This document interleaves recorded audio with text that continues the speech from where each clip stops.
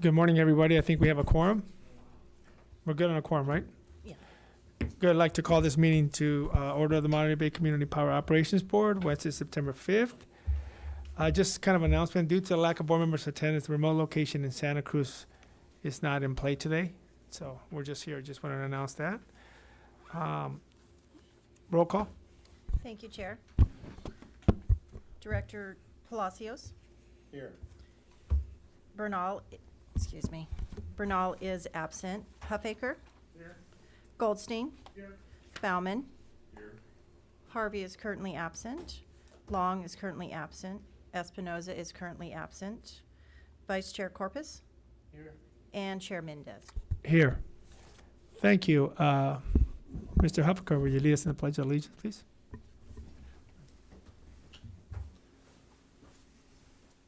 I pledge allegiance To the flag of the United States of America, and to the republic for which it stands, one nation, under God, indivisible, with liberty and justice for all. Thank you. Public comment on matters not listed on the agenda. The public may provide comments on any item not on the agenda, but the board may not take action at this meeting on any item not listed on the agenda, other than to refer to the matter to staff or set it for a future meeting. Speakers are limited to 3 minutes each. Let the record, Mr. Harvey just joined us. Good morning, Ben. Any member of the public wishing to address the board?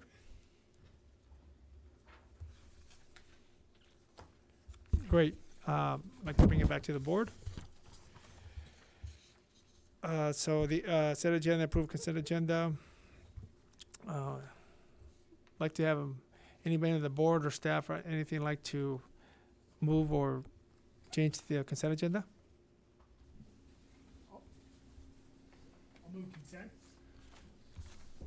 Actually, I was going to request to pull an item Okay. from consent. Go for it. Item number 10, please.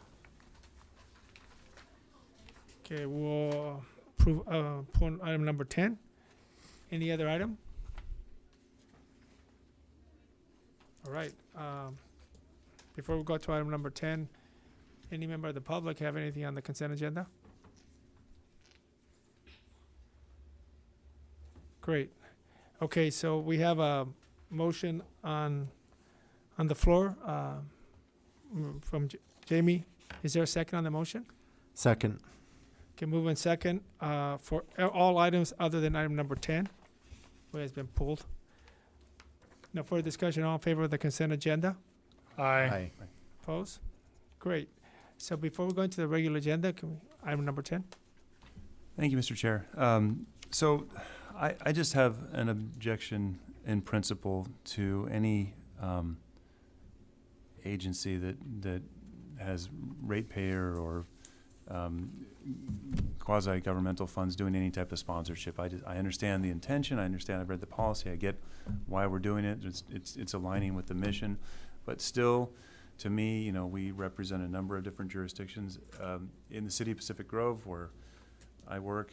We don't sponsor anything because invariably, no matter how well intended the sponsorship is, and I understand we're not looking at sponsoring religious groups or political groups, but no matter what the sponsorship is, somebody invariably gets chafed by it. And I just don't think it's the right thing to do. It's not a lot of money. I understand that. It's budget dust in the big scheme of things, but I don't think it looks appropriate. I don't like the optics. I just don't, and this is coming from a guy that used to work for an investor-owned utility that did used to sponsor a whole bunch of things, and those were ratepayer dollars. I didn't like it then. I can't get behind it. So just a grandstanding soapbox statement. That's how I feel. Thank you. Okay, thank you. Any other member of the board? Mr. Harvey, I guess I have a question for you. Is it the phrase sponsorship? Because my understanding is that often there's different ways in which this could be set up. And I can imagine an event where there's something taking place in Monterey Bay. I thought I turned it on. Thank you. Monterey Bay Community Power may, pay to participate and have a booth at a certain. I don't like that either. You don't like that either? I don't like anything like that. I think that there's nothing wrong with MBCP convening an event and bringing people out. on its own accord or even partnering with somebody to do that. It's when we start paying money to participate, you know, even if it's sponsoring a conference, even if sponsoring a booth, don't like it. I just don't think that that's what we should be using ratepayer, you know, or shareholder or whatever, you know, I guess these are ratepayer dollars for, and it's my opinion. Okay, Mr. Corbus? Yeah, I just had a question about selection of the event or sponsorship. How's that determined? There's a list of what we won't do, and I think Director Harvey referred to a couple of those criteria, but what would be sort of the selection process? I guess the CEO would be the party, right, that makes the decision? Yeah, I'm going to ask JR to step up and help us. He's the one in charge of dispensing all these funds. Thank you, Tom. Good morning, Board. I'm J.R. Killigrew, the Director of Communications and External Affairs. I like to use the term reinvestment because we are here as a part of the community. Our mission as a community choice energy agency is to be out in the community and support events, chambers of commerce, you name it. So what we're looking at is hopefully an equitable distribution across all 3 counties to support events, programs, businesses or business councils, chambers of commerce, you name it, that will provide, that have a consistent message and a value that we see is important to put these dollars towards it.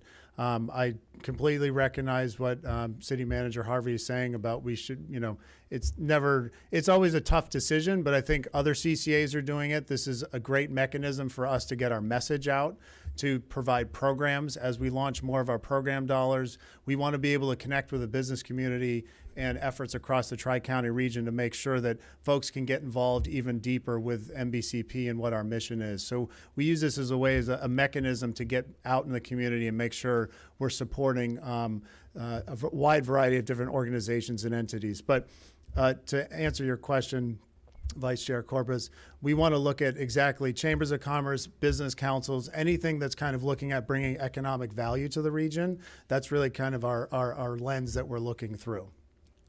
Just a follow-up question. Then do you have a prospective list of sponsorships that you might be considering now, or? Yes, we do. We're putting that together right now. All right, thank you. Mr. Chair, I have one follow-up comment. Dr. Harvey? I believe most chambers of commerce are actually 501c6 and not 501c3. 501c6 being that they can take political action. I know that's how the chamber is in our town, so I would be cautious of that. Any other member of the board?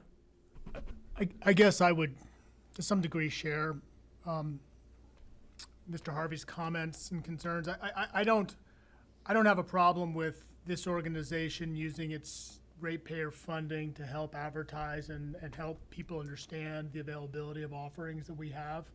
And I think that if this was recast as something about how we spend advertising dollars, that would sit a little better with me. The term sponsorship, you know, it may just be a question of terminology, but it sort of implies to me, you know, like our name on, you know, a Chamber of Commerce's website, and I'm just not. I would be more comfortable with it if it was focused more on sort of really the advertising concept and the notion of getting the word out, and rather than sponsorship, because sponsorship, the notion is not necessarily it's a fee for service. It's a payment without that service necessarily attached. So that's my own position. I'm willing to hear the will of the board. Director Palacio? Yes, I think it is an area that we have to be careful with, but I'm supportive of it. I think this is part of our marketing efforts and our communication efforts, and that's all it is, really. And so I think as a business, we're functioning like a business entity. We have to, in some ways, act like a business entity and get our information out to the business community. So to me, this is part of our marketing and public relations efforts, and I think it's a fine, and our governments, I don't know, some governments I know don't do this, but we sponsor all sorts of things, and you have to be careful. I agree, but I think overall it's a good way to get the word out about what the good work we're doing. Director Huffaker? I would agree with that. I think in this day and age, we need to use a variety of mediums to get our message out. And I think if it's consistent with our goals and our mission, sponsorships can be an effective way for us to reach some of the groups that we would not otherwise reach with our other communication efforts. So I would be supportive of it. Director Bauman? So through the chair, I'll go ahead and move the item, but request that after a 12-month period that both this board and the policy board get a report on entities that were sponsored and the outcomes and the benefit in context of the stated purpose of this program. Second. Okay, moving second. Before asking for the vote, any member of the public wishes to address the board on this item?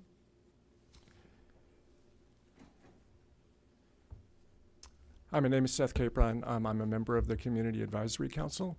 And I just think that staff, if you look at the efforts they've made to launch Monterey Bay Community Power, and I think they've used some of these tools in that process, they've been incredibly successful at getting this high rate of involvement in ratepayers. And so I just want to be cautious that we don't tie their hands, because I think the strategies they've used to date have been very successful.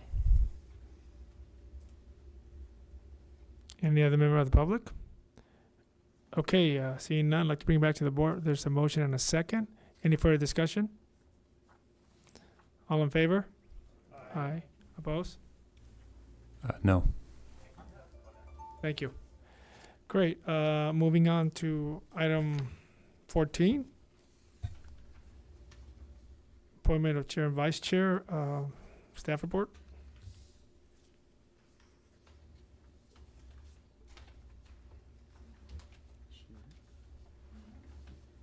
Mr. Chairman, we have the vice chair for the Community Advisory Council. She's here to make that report. Great. Thank you. And Natalie Levan. welcome. Thank you, gentlemen and lady. I thought I was going to be much further down the line, but thank you for having me here this morning. I am just reporting on what we have been accomplishing with the Community Action Council and Advisory Council, and it's pretty straightforward. So far, we've only met twice. In our actions, we've appointed a chair and a vice chair. Chair is going to be Jeff Byron, and I am the vice chair. We also decided to have our meetings every third Thursday of the month at 6 p.m. We also suggested that we include a standing item on the agenda so that we could discuss options of how better to engage the communities that we represent, and then also to discuss best practices and ideas of how, to continue finding other new ways to engage folks, but then also to discuss the people that we've already been engaging through our outside interactions with the public. We've gotten a lot of really great public comment from folks that have come to the meetings, and a lot of that information is captured in the meeting videos. So if you are ever curious about what the public is saying at our meetings, by all means, take a couple hours and look them over. Let's see. On the other, the second meeting that we had, we reviewed the proposed bylaws and prepared prepared recommendations and a number of edits. They were all in the notes, and you'll be able to see them, but they were pretty minor. Some good information. What else do we have? The revised bylaws will be submitted for CAC approval during our next meeting, and the adopted bylaws will be submitted to you guys and the policy board at the next regularly scheduled meetings. We had some great Brown Act training with some help from Ms. Lipanovich, and we're really glad you're on our side. And then also the staff presented their budgets for the next year, and we were all very impressed with what everyone is doing, and we look forward to seeing how much the organization grows in the future and how we can help it do so. We have a lot of really great people on the council, and we have a nice mix of folks from all the different counties, in addition to a lot of different sectors that are represented. And so we're very honored to be representing the people in our neighborhoods. And if anyone has any questions or comments, by all means, feel free to contact us. And that's about all I have. Yeah. Great, thank you. Yeah. Any comments or questions on the board? Director Long?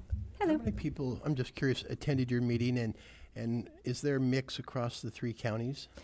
Yeah, there is a mix. I think we have 4 people from Santa Cruz, and then we have another 3 from, another 4 or 5 from Monterey. Do you mean the people who showed up or the council itself? Yeah, both. Just trying to get Yeah. a sense of who is attending and what type of Sure, feedback. sure. And then I think we have 3 other representatives from the other county. And then folks that showed up, it was hard to tell exactly where they were from because they didn't always say their names. But we have probably, I would say, the first meeting, this whole section was full, and we had a few more back there. But the second one was a little less attended. It was August, and everybody is on vacation, so I assume it was a hard one to get to. But we've had some really good turnout, I would say. Great, We'll thank see you. for September in the fall. Anyone else? Great, thank you, and thank you for stepping up. No problem. Well, I'm sure I I'll know. see you all again. Any member of the public wishes to address the board on this item? Okay, thank you. Thank you for the report. No action is needed. Okay, moving on to the next item, CEO's report. Thank you, Mr. Chairman. One thing that's been keeping me and quite a few other people that work in other CCAs very busy lately is the issue of the power charge and difference adjustment. This proceeding opened early in the year, and now it's coming to a conclusion. We made our arguments, the investor-owned utilities made their arguments, and in September or early October, the CPUC Commission will make its decision. Just in terms of background, the PCIA, the Power Charge and Difference Adjustment, is the mechanism by which the investor-owned utilities recover or make their bundled customer whole due to the departure of our customers from their service territory to ours. In its essence, is the difference between PG&E's supply cost and what they can sell these supplies at in the marketplace at the time when the PCIA is being calculated. So we're always looking at the PCIA looking forward. It will be calculated between now and November, eventually established in December for the 2019 year. And we've always objected to the way it's being calculated because we didn't think that Pacific Gas and Electric is valuing their resources appropriately in the marketplace. So the benchmark that they've been using, we always thought it's low, not high enough. And of course, if it got pushed up, that means the PCIA gets to become a little smaller. They, on the other hand, thought that that valuation is way too high and needs to be lowered. And if that were to happen, of course, the PCIA will go higher from where it's at. The difference between our positions, and here I'm speaking specifically of Pacific Gas and Electric, could be either $200 million in the positive or $200 million in the negative, depending on whose views you are considering. The $200 million is really allocated to all of the CCAs here in Northern California. The portion of that will come to us, basically the difference between their position and our position, comes to roughly about $0.015 a kilowatt hour, actually a little less than that. Every penny per kilowatt hour costs us about $33 million. Pretty much that's the impact on our bottom line. So generally, the difference between our positions is about $50 million. That's for Monterey Bay only. So that's what's keeping or have been keeping me quite busy for the last couple of weeks, is constantly working with our lawyers that is forwarding our positions to the CPUC, trying to come up with a formula that or a convincing argument that we can get to them. Eventually, the CPUC ended up with two positions. One is proposed decision from the judge that listened to all the arguments, which we didn't find to be quite fair, but it was reasonable enough that we can live with. 2 weeks later, the commissioner that was assigned to this case, Commissioner Peterman, pretty much took that proposed decision apart, took out all the things in it that were good for us, kept only the stuff that was bad for us, created this pretty much a gap between what PG&E wants and what we want. So now it's going to be somewhere between these two decisions, the proposed decision by the judge or the alternate proposed decision by Commissioner Peterman. There are a lot of meetings taking place to try to find that happy medium between a lot of people at CalCCA and staff at the CPUC. Again, the whole thing is going to culminate into a decision by the full commission comes September 13th, a day after our policy board meets. They may, if they need to, extend it by 2 more weeks and another 2 more weeks. Bottom line, the decision from the CPUC will not be later than October 10th. That will conclude the first part of those proceedings. There will be a second part that will go on for the next year or two, during which the IOUs will be allowed to auction some of these resources that they have, and in doing so, they will be able to establish for certain what their PCIA looks like, and that will be what will be used eventually. That is the summary of this issue. There are a few other things that are, of course, taking place.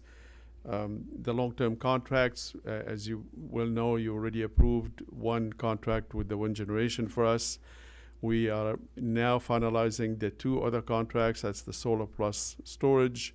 Both of them are very likely, I would say probably 80-90% possibility will be coming to you in October. One of them could have came in today, but we decided to hold off on to that so we don't end up having the second party that we are negotiating with change their terms in order to try to match the one that we were willing to get done today. So these 2 resources will be coming in October, and the combination of which will give us about 135 megawatt of solar plus another 40 plus storage, 40 megawatt of storage capacity. Altogether with the wind generation, the combination will be good enough to meet our 2021 requirement to SB 350. And that requirement, if you don't recall it, we are required to meet 65% of our RPS, resource portfolio standards, by the year 2021, using contracts that are longer than 10 years in term. And we should be able to get there with these 3 contracts combined. We also have the Go Local RFO, and we've received a lot of offers. We've been looking at them for the last month and a half. I must admit to you that that we are, to some extent, have to put certain things on hold, and this is going to be one of them, until we see what goes on with the PCIA. Because if all of our net revenue, so to speak, get taken away, then we're going to have to rethink the process of how much we're going to be spending on programs and things that generally are above market. But if things go well on the PCIA, we should be able to bring you some recommendations for a number of projects that will be built all around the 3 counties. With that, Mr. Chairman, I believe I'm concluding my remarks. Any questions I can answer for you? Any questions for Mr. Hibachi? Tom, can you just clarify? So I understand, how often do they recalculate the PCI annually? Yes, that's correct. Yes. Okay, so our budget will be in question every single year as we go through this process. Every single year, it has to be the most difficult thing for any organization to act when you can see a difference of 30, 40, $50 million from one year to the next, and you have absolutely no ability to change it. Director Corpus? Tom, do we understand why Commissioner Peterman took the position of the alternate rather than what was being discussed previously? I do not. I know that when the proposed decision came out, the investor-owned utilities said we don't like this, and that in the decision, and in the alternate decision, all these things that they didn't like got taken out. Thank you. Director Palacios? Can you give us some examples of the type of go local projects that were submitted? Just in general, what kind of projects they are? Many of them, almost all of them, were between 1 and 3 megawatt. Generally, there were a lot of solar. Some of them were community-based. So they, and I probably would ask, just to be fair, I know Dennis is probably sitting back here. Dennis, can you come in and just help me answer that question? Hello, Dennis Deach O'Neill, Director of Power Services. We received 37 unique offers from FERD to develop 10 different projects, and we are still reviewing them. And as Tom mentioned, we're probably going to delay our decision until the PCIA is resolved. And the majority were solar projects with a few wind as well, and they were spread out amongst the 3 counties. Thank you. Any other member of the board?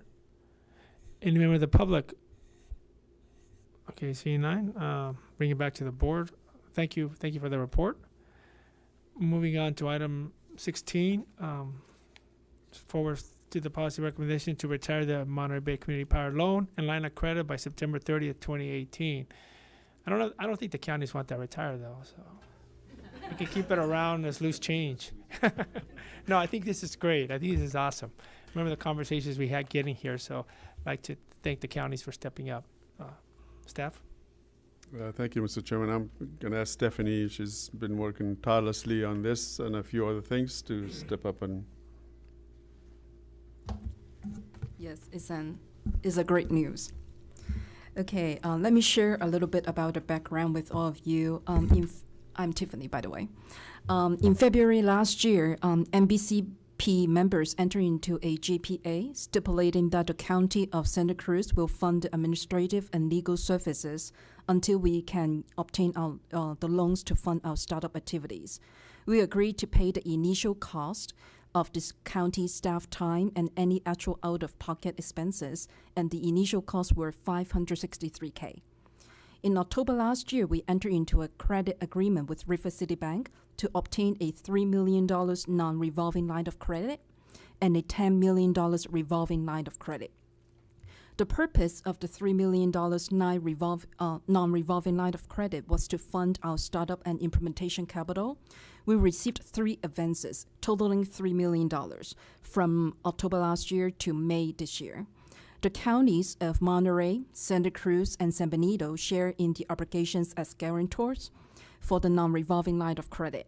After paying off the non-revolving line of credit by September 30th, the guarantees and any associated obligations will be retired, and the County of San Benito's deposit will be returned. The purpose of the $10 million revolving line of credit was to fund the negative cash flow during the first few months of operation, and to fund the reserves to support our power purchase agreements. We made 2 advances totaling $2.6 million in December 2017. of which $1.1 million was for the debt service reserve and $1.5 million was for the power purchase agreements reserve. After paying off the revolving line of credit by September 30th, we will retain it to be used as needed. The total loan repayment is $6.2 million, and it has been included in our budget forecast. Thank you. Thank you. Any member of the board have questions? Great. Any member of the public wishing to address the board on this item? Awesome. Bringing it back to the board. What's the will of the board? I'd like to move staff's recommendation. No, only counties get to second that. Okay, it's been moved. It's been moved. It's Palacio. Second, Director Bauman. Any further comment? All in favor? Aye. Opposed? Great. Awesome. Nice job, everybody. And thank you, counties, again, for stepping up. Item number 17, recommendation to the policy board to approve an amendment to MBCP organization chart, adding 2 new positions to the communication and external affairs team, retitling the energy planning manager and deleting the finance manager positions. Staff report. I'm going to ask Stephanie to step up again.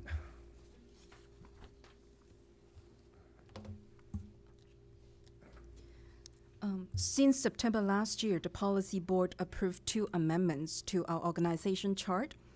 The total approved headcount is currently at 23 full-time and 3 part-time staff.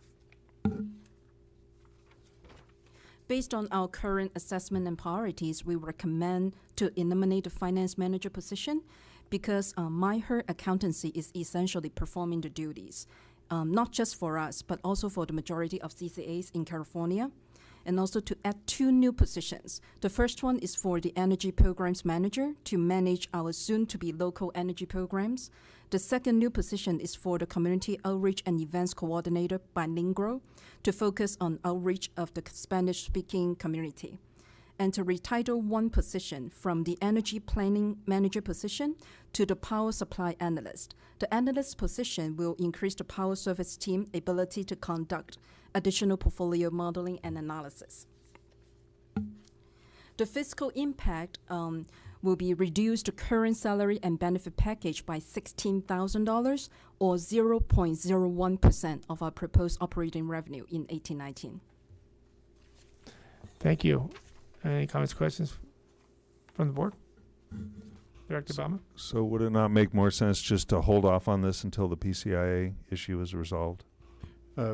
The request that's been made is actually will eventually lead to less spending of about $16,000 if you would approve it.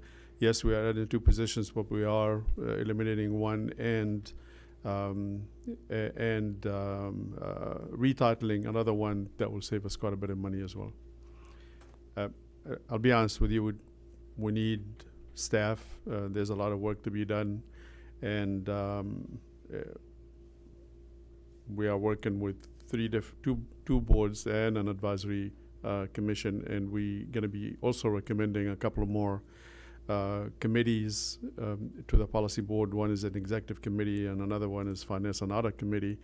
It's just going to require a lot of work. Besides, now that we are operating, the need to beef up the communication as well as external affairs area is desperately needed.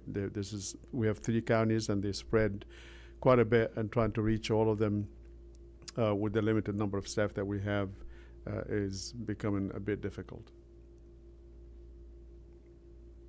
Any other member of the board? Tom, I appreciate your focus in ensuring that we're increasing access to our Spanish-speaking populations. Could you give some examples, though? I see on here that for the community outreach and events coordinator, what type of events we're hosting and what our target and goals of those events are? Of course, we actually going to get deeper into that when we start talking about the budget, but I'm going to ask JR to step up and help out.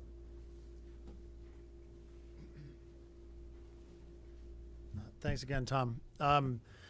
So the way we envision, there's currently a community outreach coordinator right now. So this new position would help kind of divide up the Tri-County region, but also focus on the Spanish-speaking population. We currently have an intern or associate or temporary employee who's actually been doing some amazing work with Univision in going to different farms every other Thursday to provide lunches to the underserved communities. So those are the type of outreach efforts we want to be able to do, is to target kind of a lot of the ag workers, as well as kind of find inroads in underserved communities that we can't because of language limitations. But in terms of events, we see them both working on doing community presentations, going to chamber events and whatnot, but also ensuring that we can reach that Spanish-speaking population, because right now we only technically have one staffer that's doing community events and outreach, as well as myself. Any other questions coming from the board? Any member of the public wishing to address the board on this item? Seeing none, what's the pleasure of the board? Been moved by Mr. Corpus, Second. second by Mr. Huffaker. Any further discussion? All in favor? Aye. Opposed? Great. Moving on to the proposed budget. Staff report. Thank you, Mr. Chairman. I thought to quickly introduce this item, then I will pass the microphone on to the people who are doing the work, my three directors, to take it from there. But I just wanted to share with you some of what I believe some of the accomplishments that we have achieved in a very short time that we've been in operation. We started, as you probably know, we launched in March 1st of this year, and we will conclude this fiscal year in September 30th. And here's some of the things that we have done. And I'm focusing on the biggest three goals that we have. And the first one is to reduce greenhouse gas. And in that regard, we started by offering carbon-free as the default offer, 100% carbon-free. And I think that is going to be very helpful to you who have already certain plans in mind to reduce greenhouse gas in each one of the jurisdiction that we serve. We also went out for long-term power supplies, renewable power supplies, and managed to get one contract in, and two are in the works. And we're looking into some of the local generation. As you probably know, all of them are renewable resources, and that is so far what we have done in order to do our best. Of course, working with CalCCA and others in order to promote renewable resources and carbon-free resources. So that's so far what we have done to further the purpose of, to further the goal of reducing greenhouse gas. Our second large goal, if you will, is to make sure that our rates are lower than competition, that we lower cost for the customer. And in that regard, we've done two things. One is offer a 3% rebate to all customers, and you will see later on that we are increasing that to 3.3. It comes next fiscal year. And also we're offering much higher rates to net generation for solar customers or rooftop solar customers. That rate is more than twice as much as what they used to get from Pacific Gas and Electric. And finally, the third goal that we're trying to achieve, which is what have we done for our localities in terms of promoting jobs and promoting investments. And we have a number of things that I want to share with you. Obviously, the RFO for the 20 megawatt, that's definitely on the top of the list. But the economics and the support of the local economy doesn't stop at just promoting local generation. It goes well beyond that. And for example, we have now 20 employees, well-paid employees here, and we're going to grow to 23 to the extent that we get this budget approved. And we have this office lease. This is all money being spent locally, and people moving here for jobs.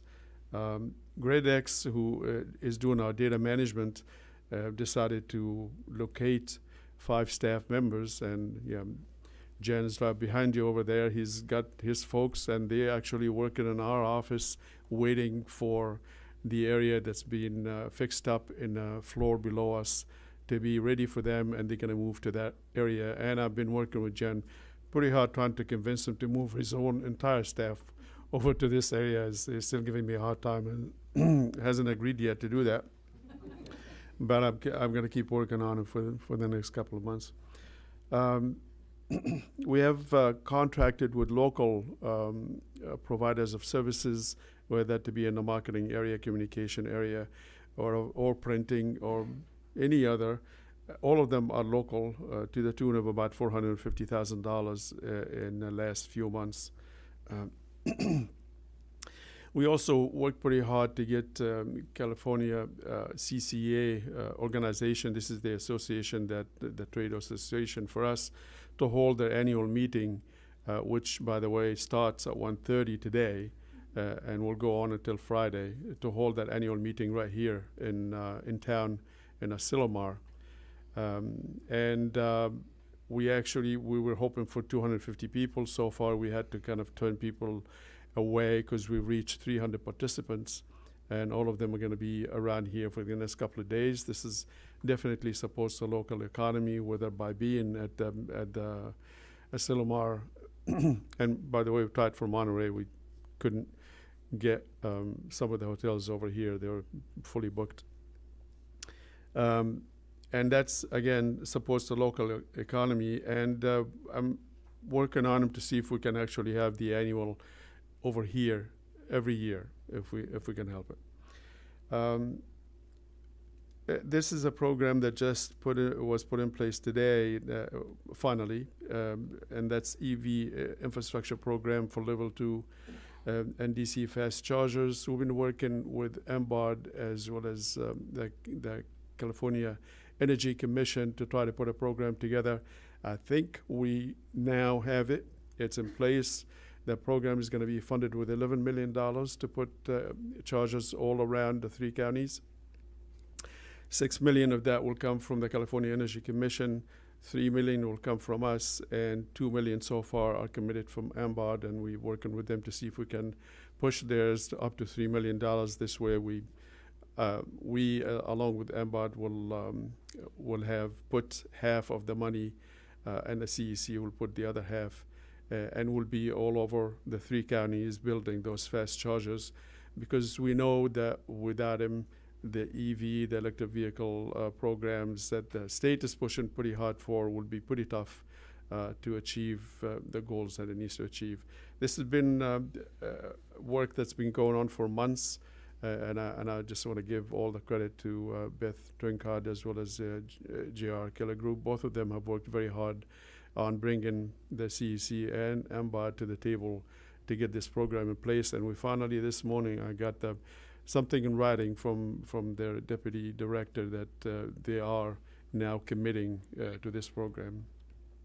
That's going to bring a lot of local jobs, a lot of local work and spending to the area, because people will be installing those EV chargers. And those people mostly are electricians and contractors. All of them will be local folks. Finally, we've gave at least support to PG&E to put the chargers that they want to put the battery storage project that they want to build. It will be the largest in the world ever built. It's about 550 megawatt that they want to build. Right here in Moss Landing, in place of the projects that the 2 combustion turbines that are there already. And we've actually offered to work with them and to participate and partner with them if necessary in order to get that project built. It hasn't cost us anything except to provide them the support, but eventually, if they are successful, then it will cost us a little bit, because we will have to pay for some of those storage capacity. And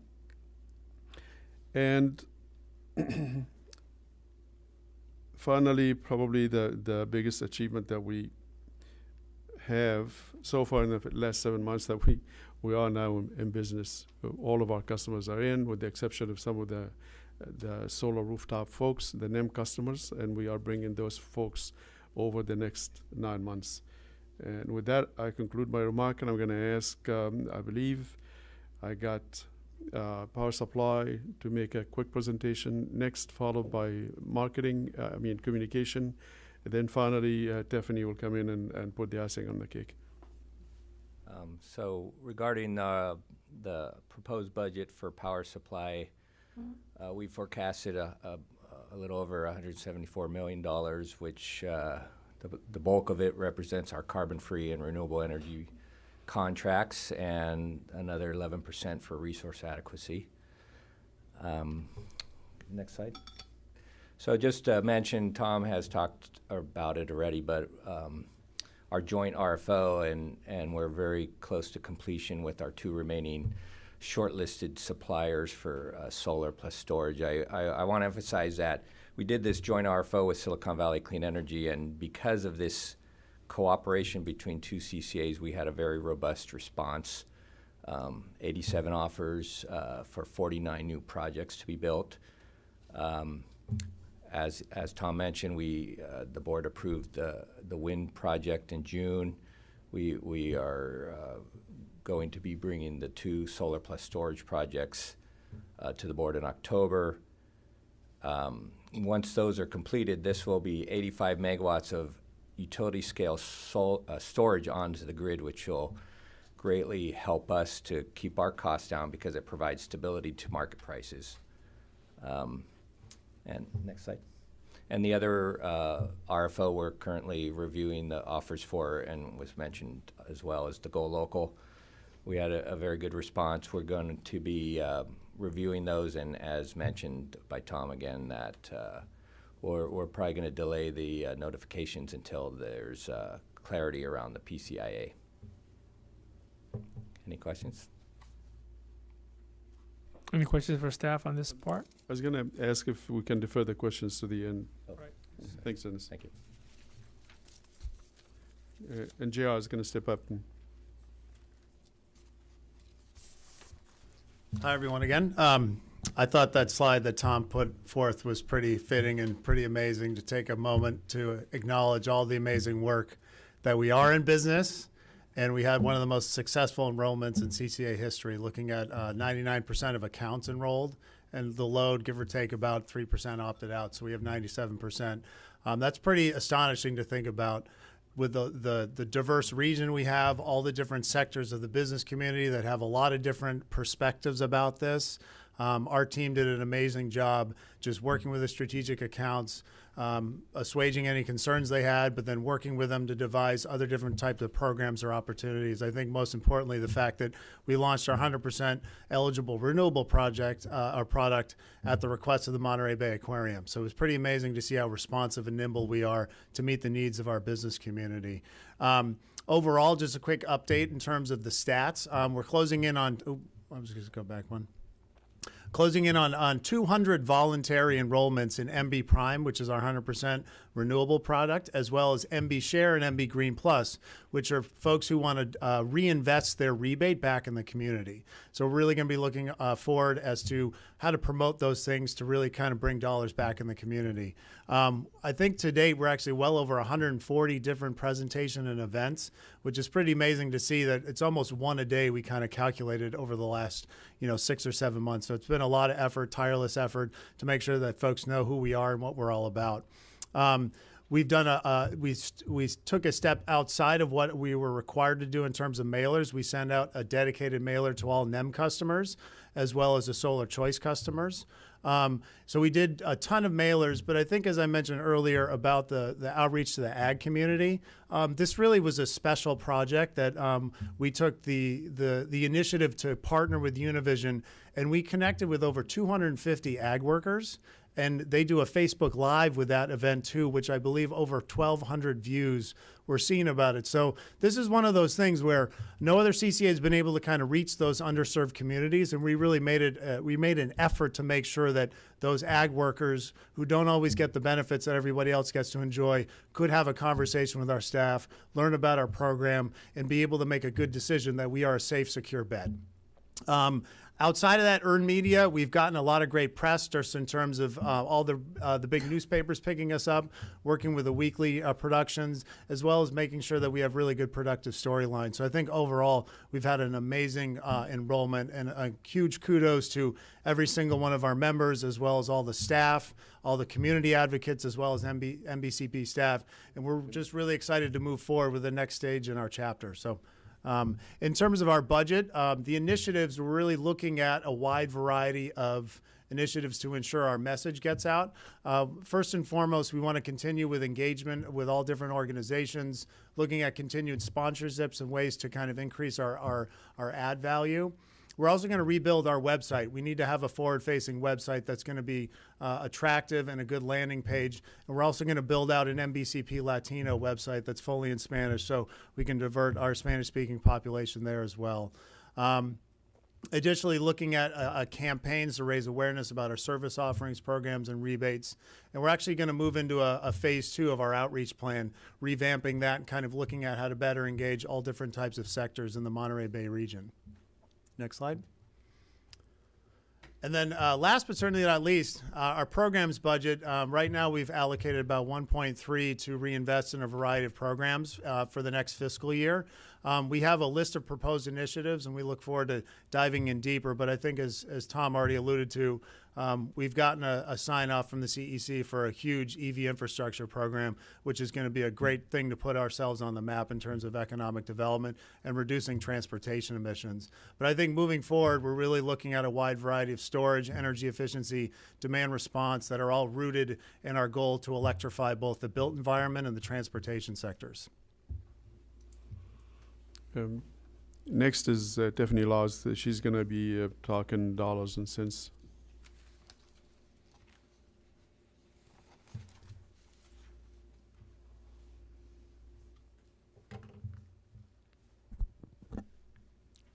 It's my pleasure to share with all of you of our proposed budget for the fiscal year 18-19. And here you can see that this is our budget process timeline. On August 16th, we introduced our budget to the Community Advisory Council. And today we share with all of you about our budget and then seeking for your recommendation to the Policy Board. And on September 12th, we are going to submit our budget to the Policy Board for approval and adoption. This is our budget assumption overview. The first one is this is a balanced budget, which means our proposed revenue is higher than the proposed expenses. And then this fiscal year 18-19 is our first full year of operations. And we are using zero-based budgeting approach, which means all expenses must be justified. Budget is built around what is needed for the upcoming fiscal year. And we are using the strategic plan and the CEO goals as our guide. As shared by Tom, there were many variables impacting our 18-19 expected revenues, such as demand forecast. The most significant factor is driven by the changes of PG&E rates and PCIA. And to address the challenges due to the ongoing CPUC proceeding, we altered the calculation of funding for reserves, programs into 3 future scenarios. The first one is the base case. We increased 15% in PCIA and 7.5% on generation rate reduction. Indeed, this is the approach that we are using for our proposed revenue. And then the next case is called the best case, 10% increase in PCIA and 5.6% generation rate reduction. And the last one is called the worst case, 19% increase in PCIA and 10% generation rate reduction.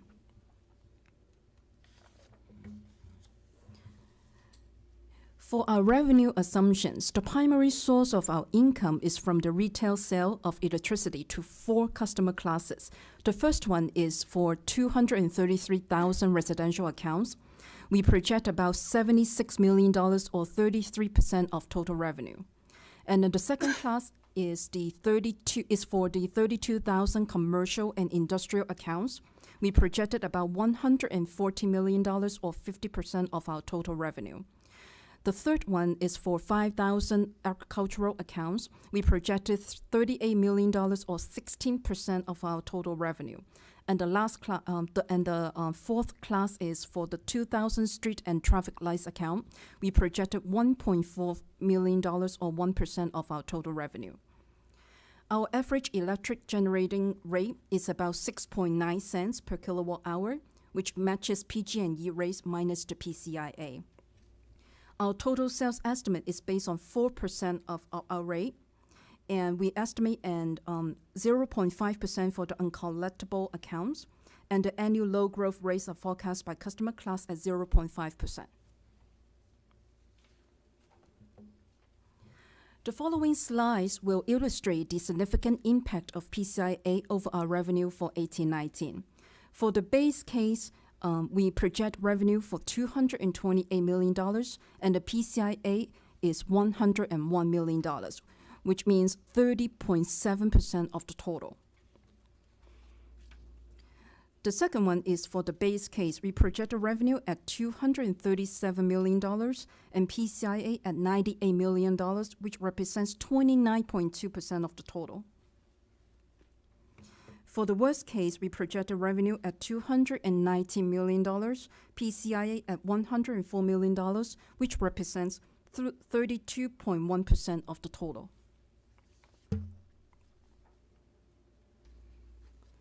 For our operating expenses, as mentioned during the previous agenda item, we propose to adjust our organization chart by adding 2 positions. The first one is the Energy Programs Manager.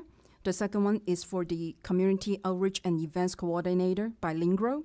And then we are going to retitle 1 position from the Energy Planning Manager position to the Power Supply Analyst.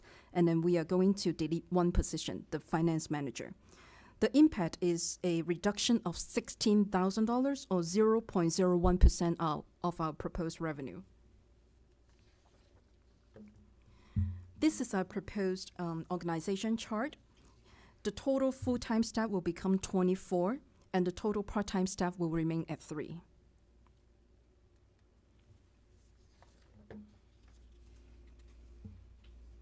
For the data manager and PG&E service fees, we have contract with GridX to provide data management services, billing services, and call center operations. The data management service fees are based on a fixed price per meter per month.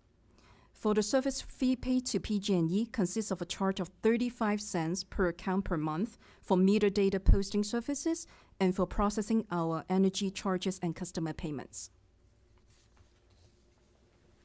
For professional and legal fees include day-to-day accounting services and an annual external audit, consulting support for scheduling coordination and CRR management service, power resources, risk management support, customer portal, and IT security and related work. Marketing consulting fees for video production, graphic design, and customer survey. For legal services, most of our budget is for the energy procurement and regulatory advocacy, with a small amount expected for the general counsel support. For the general and administration include ordinary business expenses such as conferences and professional development, rent, liability insurance, office supplies, phone and internet, small equipment and software, subscriptions, copier lease and usage, travel, and business meals, and also include the CalCCA membership dues, which provides legal support for us on the legislative and regulatory challenges.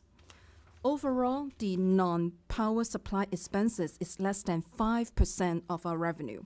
The key drivers are the data manager, call center services, and PG&E services fees, and they are estimated at $3.9 million or 1.7% of our revenue.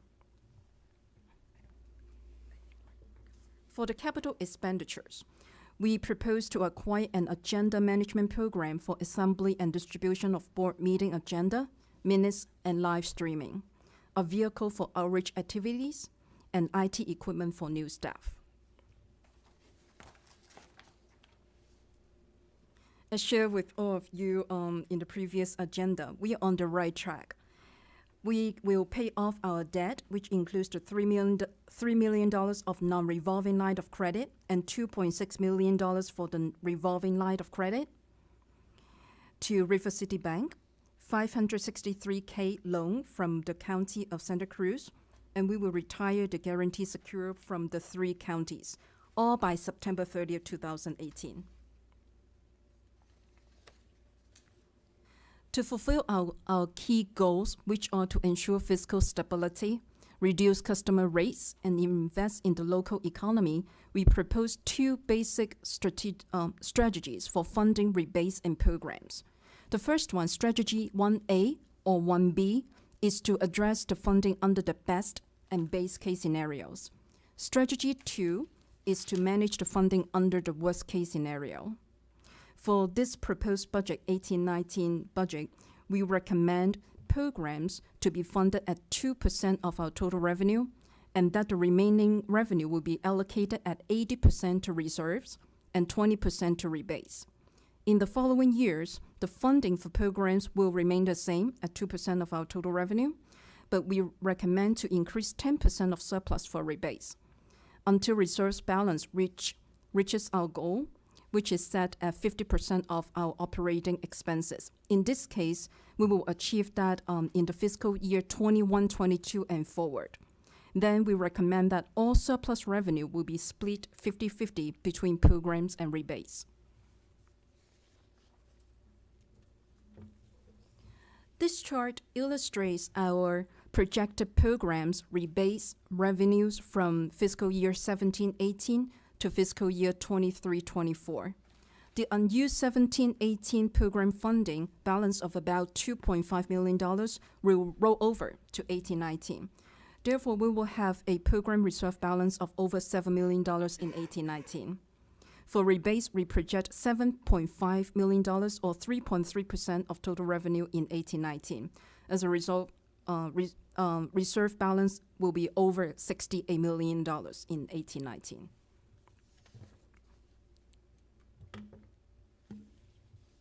This chart displays the trend of our reserve balance compared to the projected revenue and surplus before rebates and programs.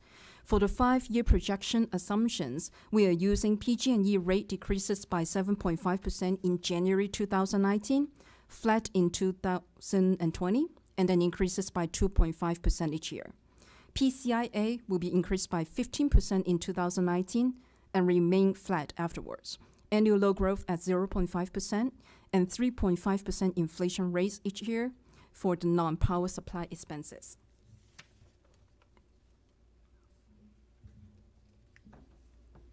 How is our budget compared to the other CCAs nearby?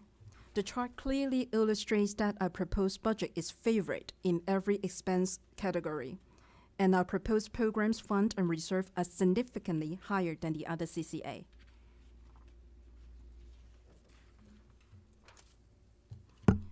To conclude, despite all the challenges that we are facing, our 18-19 proposed operating budget, which is based on the base case scenario, has projected revenue at $228 million, total operating expenses at $186 million, programs funded at $4.6 million, and rebates funded at $7.5 million, allocating $30 million for our reserves. Thank you. Thank you for that presentation. Any questions or comments from the board? Vice Chair Corpus? Yes, can you provide a little more detail on the base case and the PCIA? I'm not quite understanding the 15% increase and how that's derived versus the 10% in the best case versus the worst case, which is 19%. So how did you figure out? I can try to work with this. The PG&E started their filing in June of this year, so they kind of gave us their first read on what the PCIA is going to look like and what the generation cost is going to be reduced by in this case. And they basically said the PCIA is going to go up by 10%. and that the generation cost, not the generation cost, mind you, their overall rates for their bundled customer are going to come down by 5.6%. But they didn't tell us how much of the reduction is going to be put on the generation side versus the distribution side. So that issue is still open. So we initially thought a 10% and a 5.6 will be the base case that we're going to use. Then, of course, came the proposed decision and the alternate proposed decision. And, of course, PG&E started redoing the numbers, basically saying that PCIA is going to go up a whole lot more and the generation rates are likely to be reduced even further, because anytime you collect more money from the PCIA, they end up, that helps them reduce their generation cost. So what used to be the base case when we started the process became the best case, basically, because we're not anticipating that the CPUC is going to do something worse than 10%. And from there, we had to come up with a base case, then eventually a worst case. The base case is what we came up with, the 15% increase in PCIA and a reduction in generation cost by 7.5%. The worst case, which is the 19% increase in PCIA, is really related to what the administrative law judge came out and said. He said you can't increase the PCIA by more than half a cent. Half a cent based on what the PCIA is at today constitutes about 19-20% of where the PCIA is at. So we use that in the worst case scenario. So that's how the three cases came about. I hope that explains it. It does. Again, the amount is 130 million in the base case, or The amount. for the PCIA? I believe for the base case, our revenue will be 200. Are you asking about the revenue, or are you talking about the total PCIA? Total PCIA. It's $101 million. 101. Okay. Thank you. Can I dovetail on that? So help me to understand. I think you said the per kilowatt hour cost was 6.9 cents. And then how does the PCA affect that in your base case? Does it add 3.2 cents a kilowatt hour, or? The 6.9 is after you put in the PCIA and the reduction in generation cost. Basically, it just looks at what our rates will be when we have to reduce the rates in order to make up for the fact that PG&E just reduced theirs, and also to reduce it even further to make up for the fact that the PCIA has just gone up. Okay, so that 6.9 includes the PCIA adjustment then. Yes. And so if we have our best case scenario, does that 6.9 reduce to the customer? 6.9, it becomes a little higher. Little higher. Yeah, if in the best case scenario, if in the worst case scenario, it becomes even lower. Okay. Then I also had a question about the EV charging stations. So is that just a grant program that we're going to get rebates back? And if so, how is that going to be structured? And do we have a sense of what those total rebates are going to be per charging station? And is that businesses that install those stations and they decide what they're going to charge? And I ask Beth Trincard or JR to step up.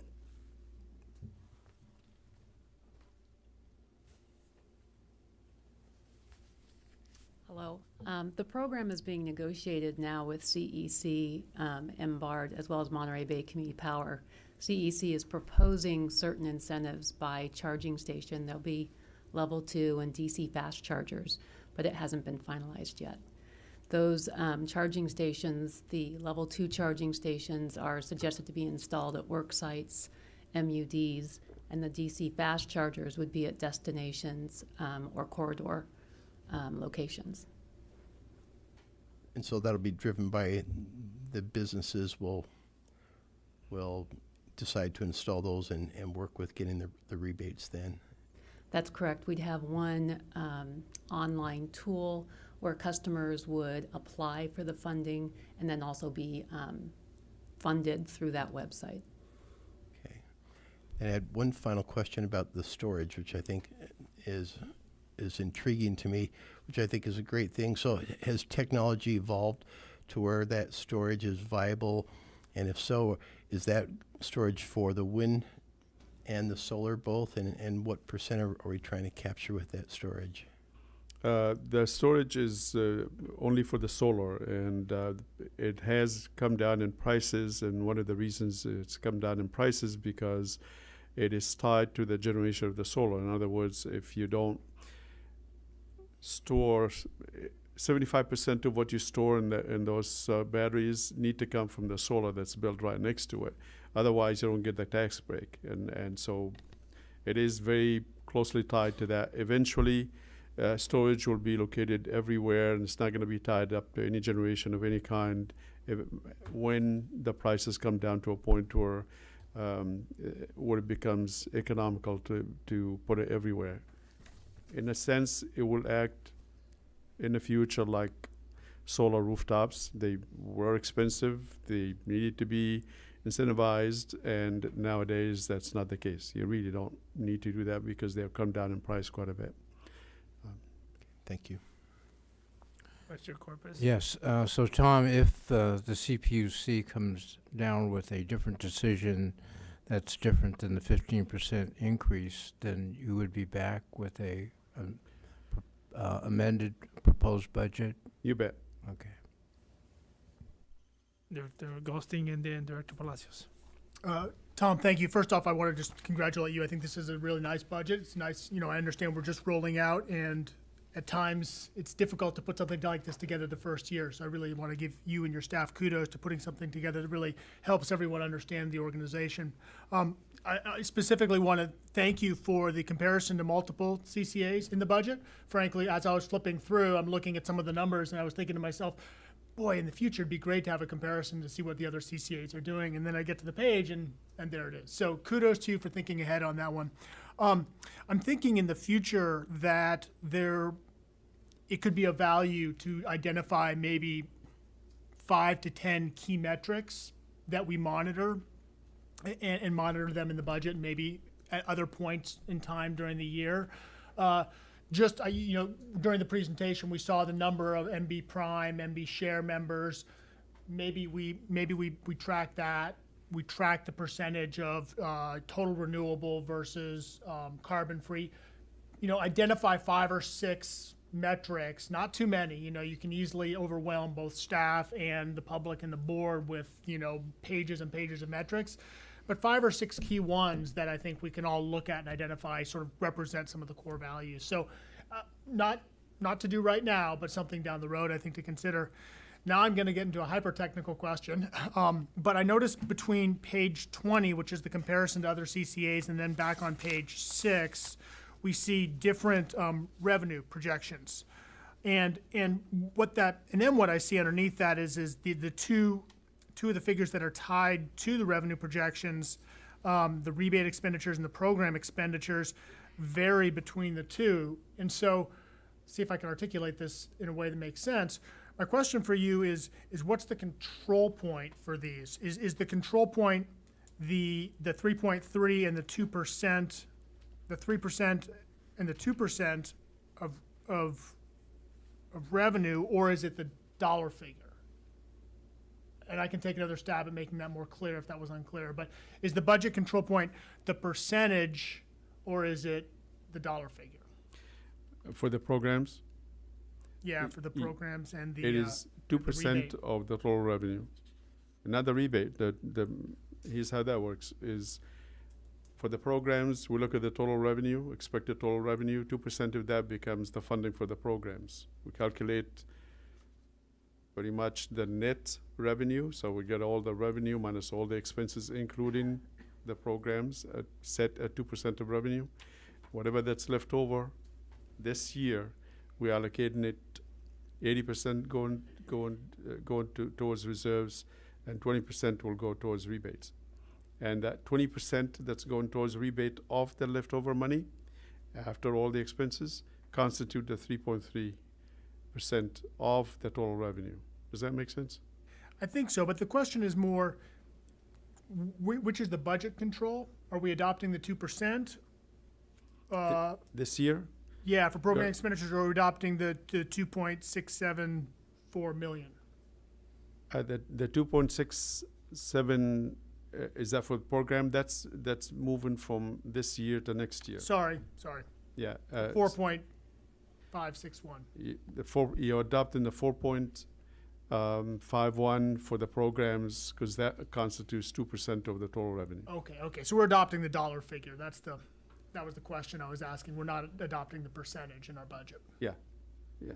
Okay, and then related to that, and this is something, again, I think, maybe is a follow-up item is, as you develop budgets like this, we all do this in our cities, we have identified certain budget control points. That is, the CEO has the ability to maybe move money between certain line items, but then there's an overall budget control point where, whether it's the general administration is a fixed number and you're not going to exceed that without getting a budget amendment and board authority.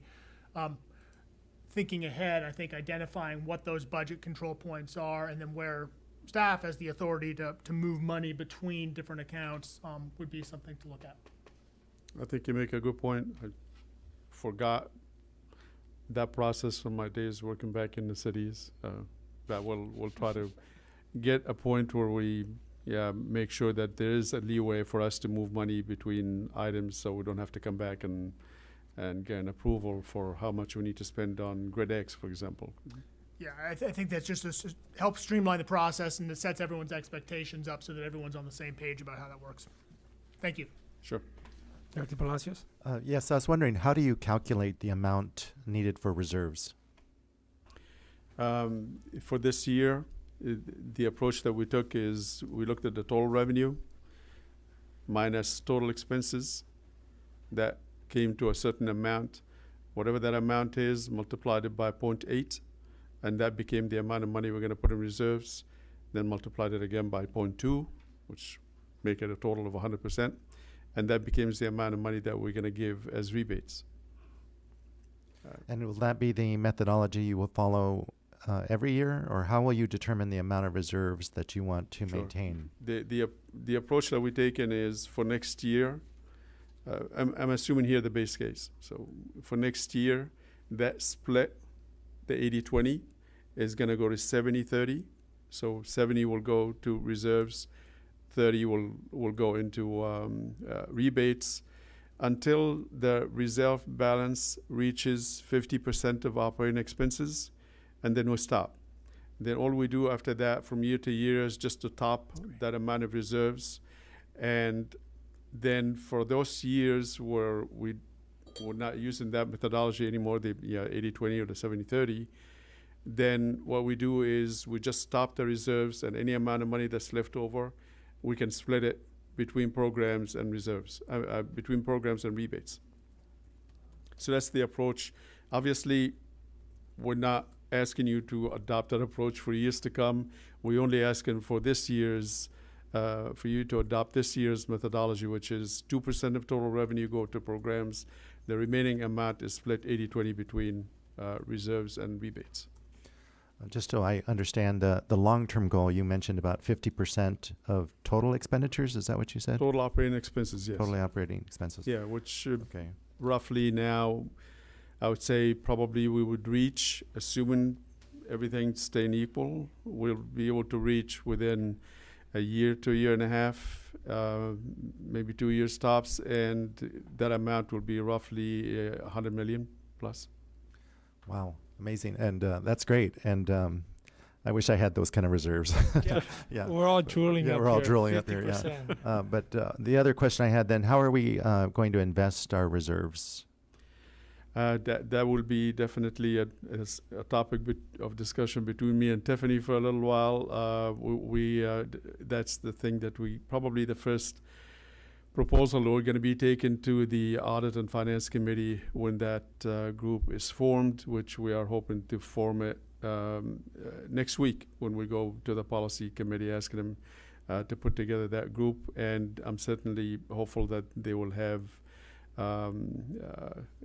you folks on it, because I think that's the group that needs to be on it, or a combination of both the policy and the operations board members. Great. Director Harvey? So just all things go towards the nature of the discussion, which is towards a policy, an in-depth policy, explaining all those. Those are all great questions, things that we should be able to easily answer. And commendable where we're at, no doubt about that. But yeah, we should have that. Any member of the board? Director Huffcourt? Just a couple quick questions. I know as we are ramping up that we've been making a higher investment on our marketing and enrollment programs. Do you expect that to decrease over time as we stabilize and we're moving out of kind of startup mode into regular operations? And I see comparatively that it is pacing with the other CCAs, but out of curiosity, over time, do you expect to continue making that same level of investment? I think it's going to be more redirected. Right now, we're spending a lot of time just getting noticed and putting our name out there. I think we're going to be spending a lot more time in the marketing area in the future, pushing programs that we believe will be good for the community. So it's just more redirection of the effort. And then when I look at the comparison table on page 20, I noticed that the other CCAs are not showing rebate expenditures. Is that just because they're reporting it differently, out of curiosity, or they're just not offering this? Yeah, most of them, if they do offer, and I know at least two of them are offering it, they offer as a discount of PG&E's rates. Okay.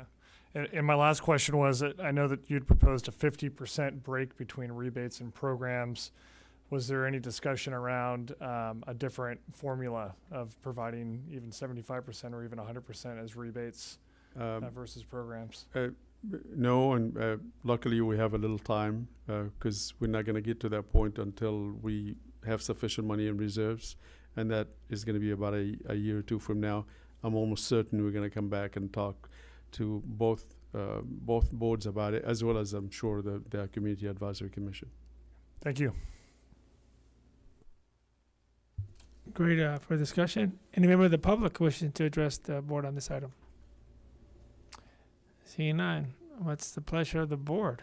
I would move the approving the budget for fiscal year 2018 and 19 as presented by the staff. Second. Okay, moved and second. Recommend approval of the budget to the policy board. Any further discussion? All in favor? Aye. Opposed? Great, thank you. Great work. Thank you. Thank you, Mr. Chairman. I'm not too sure I've ever been on a board where we're setting as a target 50% of operating as our reserves. That's pretty good. Moving on to our next item. Any reports or comments by the board? Okay, none. Motion to adjourn? Before we adjourn, I just have one thing to put on everyone's radars is I believe we're coming up to our 2-year point in terms of those of us who are serving on these revolving seats. So I think it's probably worth checking with our JPA language and then reaching out to, I think it's the city selection committees, which I know in Santa Cruz, our last meeting of the year is coming up in November. Because I believe that's the body that I think is playing. So nothing to do right now, but just take a look at the JPA and the schedule for revolving seats, and then working with the city selection committees to make sure we get continuous representation on this board as we move into the year. Okay, thank you. Anybody else? Motion to adjourn? Move. Second, okay. We're adjourned. Thank you.